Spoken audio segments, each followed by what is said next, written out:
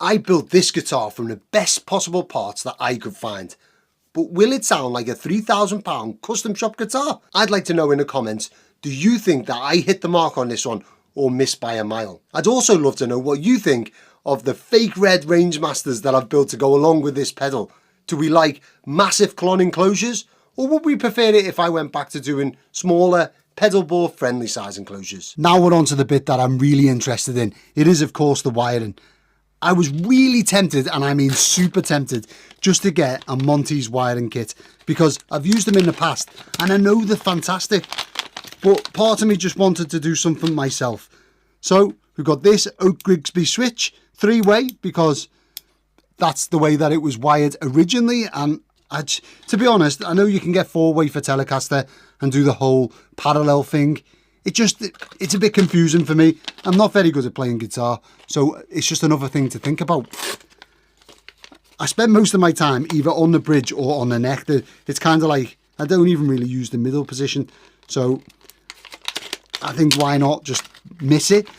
Now, these pots here are vintage taper, and they have the brass shafts, or solid tips here for our knobs to go on.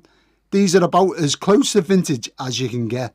So what's going to happen? These are log scale, which means that as you turn the potentiometer, the first part of the movement at the top end is going to have the most movement. And as you go through the motion, it's going to get less and less and less. So what does that mean in real world terms? It means that when I turn my guitar down to clean up, if I'm using a fuzz, for example, the first bit of the motion is going to do a massive jump, which means that I only have to touch my volume pot a little bit, and I'm going to clean up my guitar, no problem, which is exactly what I do.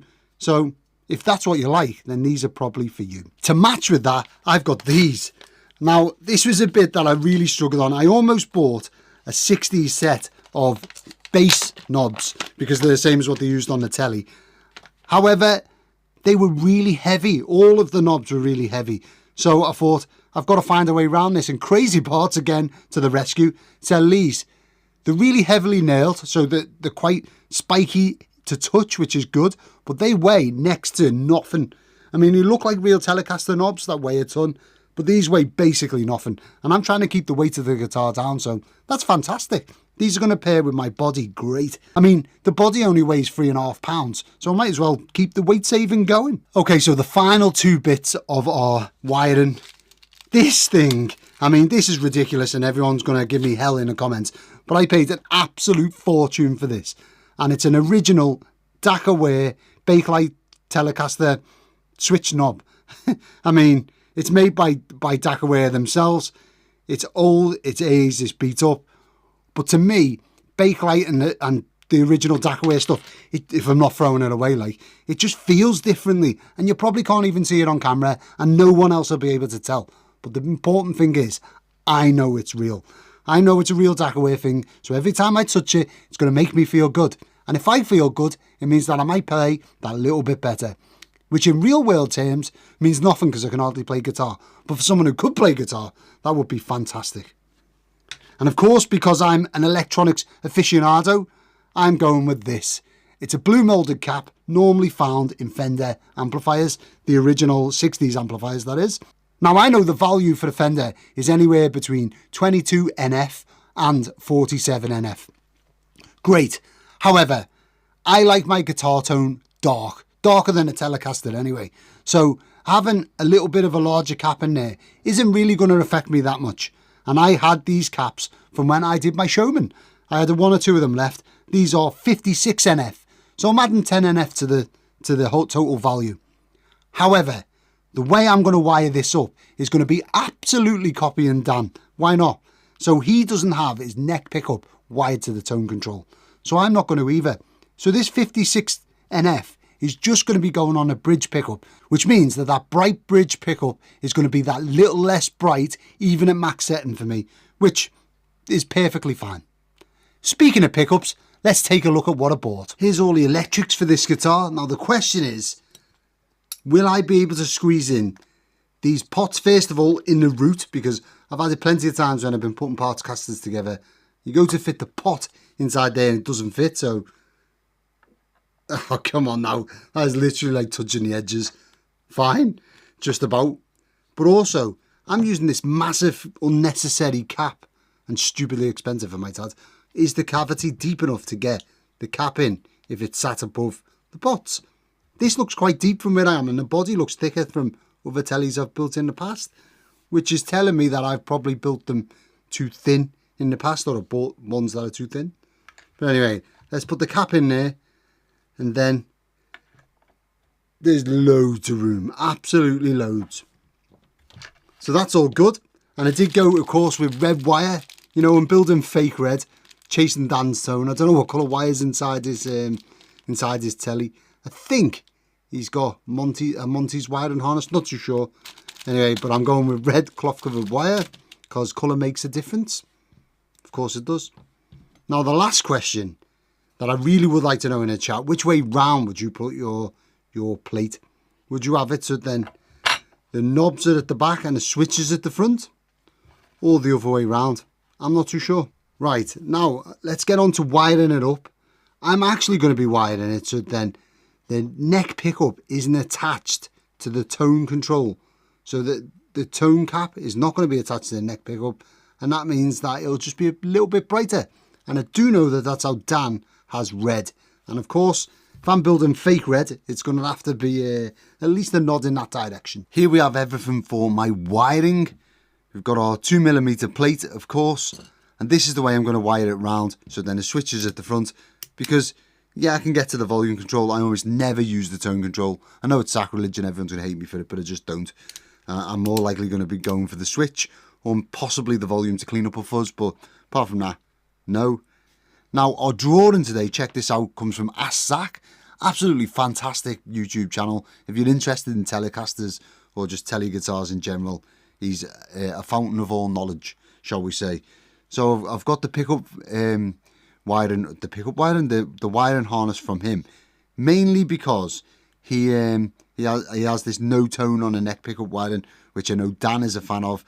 And as this is fake red, I'm going to try and wire it up as Dan has his guitar. And for fake red, I am going to have cloth covered red wire. Real cloth covered red wire, not the fake stuff. Whatever that is. Anyway, so we've got fake red, and I'm just going to wire it up bit by bit, exactly like this diagram. And for our capacitor, I'm going to be using this blue moulded cap. And no, it's over spec. It's meant to be a 0.45 microfarad, and this is a 0.056 microfarad. I'm guessing I'm going to like the bridge pickup darker than what Dan has it, because he likes a really bright tone. It's probably the only tone thing that I don't agree with him on, if you like. Agree with him, that's a strong way of putting it in it. That I don't have the same love as him on, shall we say. We can see on our diagram that our volume pot, our first lug, is going to go to ground.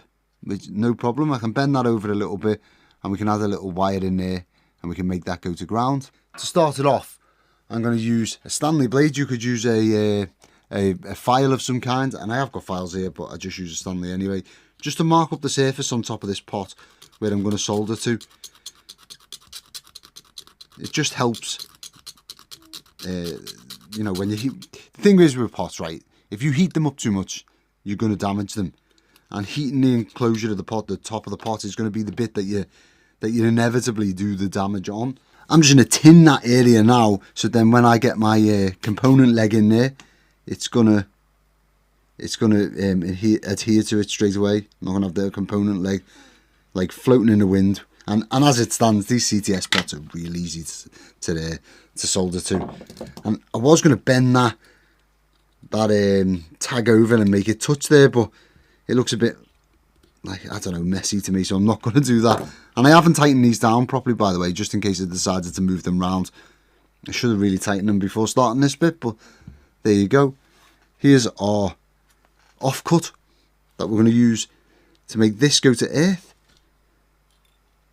So all I'm going to do is, if I can get it in there, it's really awkward because I've gone on to put this in to like rest it, so then I can solder away. Oh, will this work? Maybe. Oh, look at that. There you go. Ideal.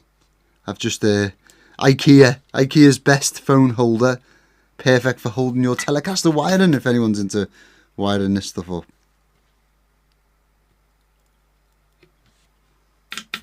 Seems pretty straightforward there. If you just take off the excess. Of course, the pots are all grounded to this plate, which is, you know, in the back of our tone pot is going to go to our output jack, which is going to ground the whole thing. So sticking with the volume pot, the centre lug is going to go to our jack. So realistically, if we cut like a sensible amount of wire off there, give that a snip, and we can just send that straight out to our jack. Now, the jack is somewhere down here, I believe. Let's get the body and test. So here's our body. We drop them in there. And the jack is kind of... I've got my finger through there. And it kind of comes out just here. So, just this side. Funnily enough, I was going to go the bottom side, but it's this top side, which is interesting.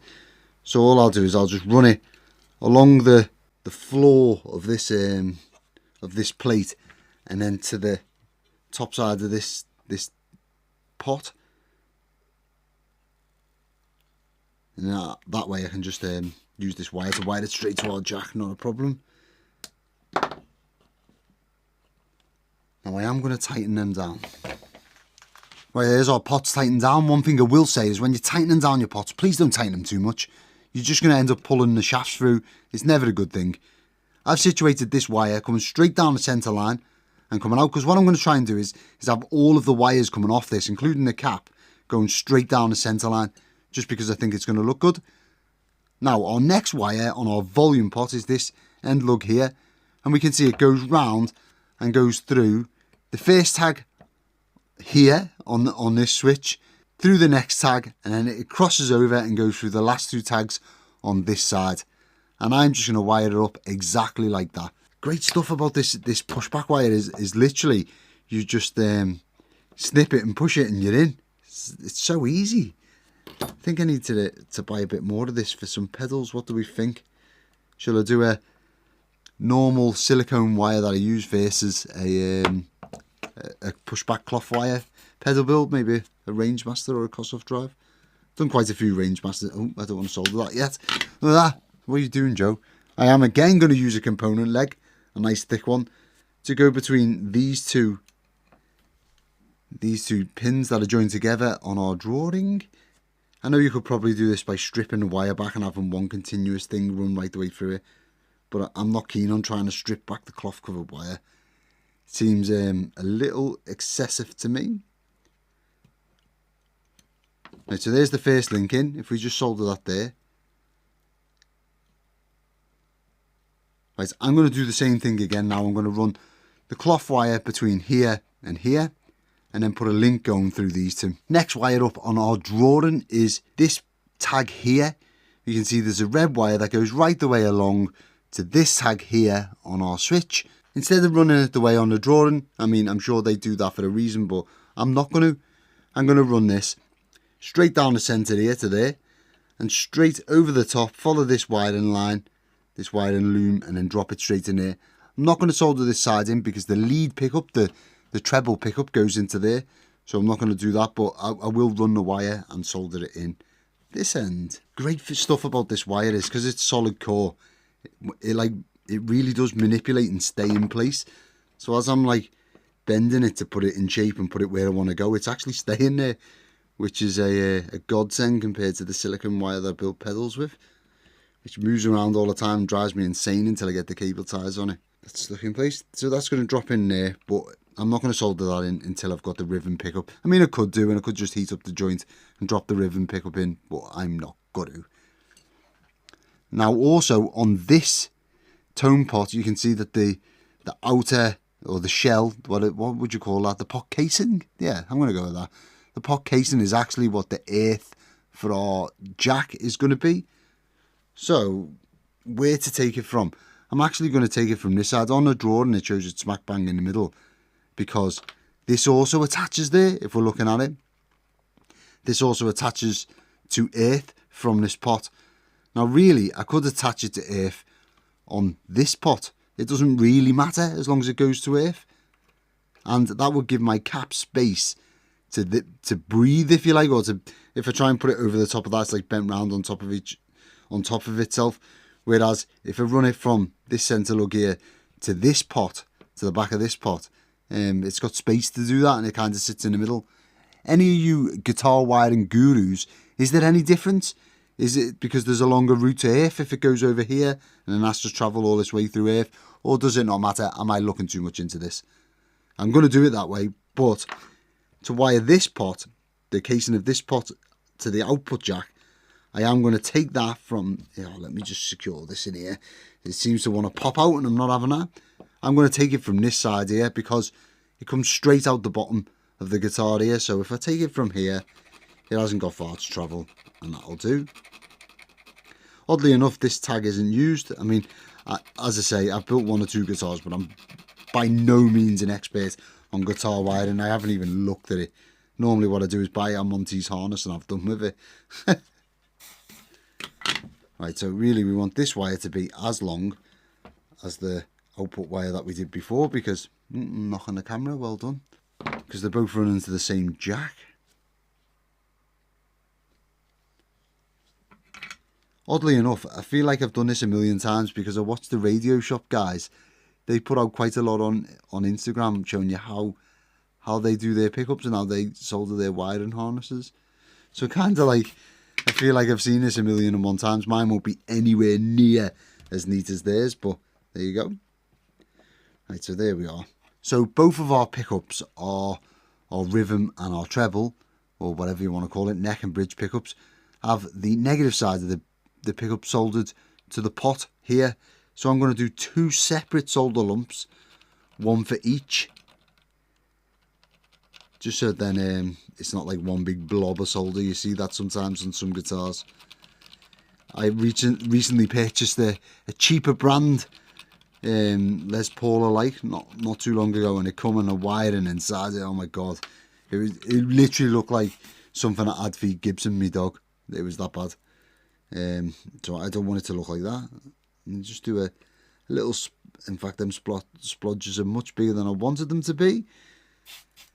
So if I do them there for the rhythm pickup, if you like, or the treble and the rhythm pickup, now onto the cap.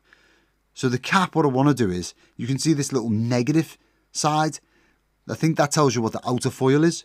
Although they're not polar, so you don't have a positive and a negative, but you can induce more noise, especially in an amplifier, maybe not so much in a passive guitar wiring circuit, but if you wire them in backwards, you can induce a little bit of noise. So I'm going to put the negative side going to negative, and the positive side going into the centre lug of our tone pot. Now the question is, do I give it its own little lump over this side here to go to? And I think I am going to. Should have probably done this before putting them wires on the top, but there you go. It doesn't need to be a big one. It's only 1 capacitor leg going in there. Yeah. There's something soothing about doing all this this big wiring. It's really not too bad. It's quite soothing. Now the guitar body is quite deep as well, so I can have this hanging quite high above the pot, I believe. I'm not going to be doing any shielding because after watching Dan for like a million years, I'm pretty sure I've seen him somewhere say that that the shielding adds like capacitance, which can obviously, as we know, the longer your cable is on your guitar cable or your amp cable or whatever, the more capacitance you have, and it robs a bit of high end. So I'm not going to add in any sort of shielding, just because, one, it's the lazy thing to do, which suits me down to the ground with this build, and 2, I think it's going to rob a bit of the high end, and I don't want that. Well, maybe I do want that, because I'm not normally a Telecaster guy. As everyone knows, I'm a humbucker guy. Now, let's spin that round, and we'll just drop the capacitor leg down here.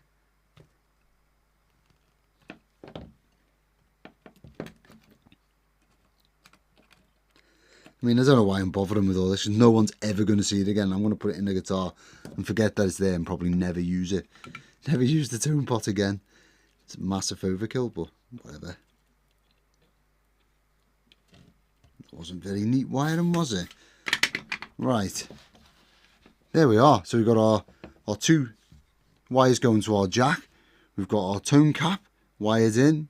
We've got space for our rhythm and treble pickups. No, I don't think there is. Thank you very much to Zach from Ask Zach for putting that out there. Now I'm going to go away and see if this actually fits in the guitar.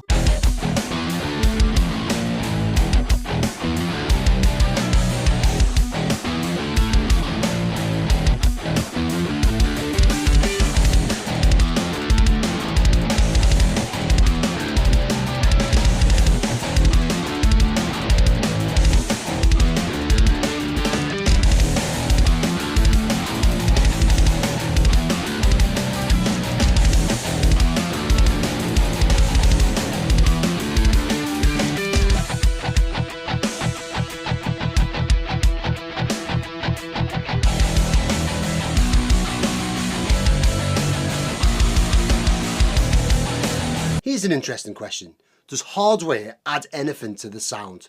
I hear a lot these days that pickups are the only thing that matters. In my mind, that's absolutely ridiculous. And that's why I chose this bridge from Crazy Parts, because it's a vintage replica. And I also went with the titanium saddles. We're aiming after Red, Dan's Telecaster, and he used titanium saddles from a brand called KTS on his Tele, so I had to do the same. So let me know in the comments what you think. How much of the tone comes from the pickups and how much of the tone comes from the parts that we choose to put on our guitars? Okay, so here it is, the sound sample with FakeRed. I've been dying to film this. I just haven't quite got round to it, so here we go.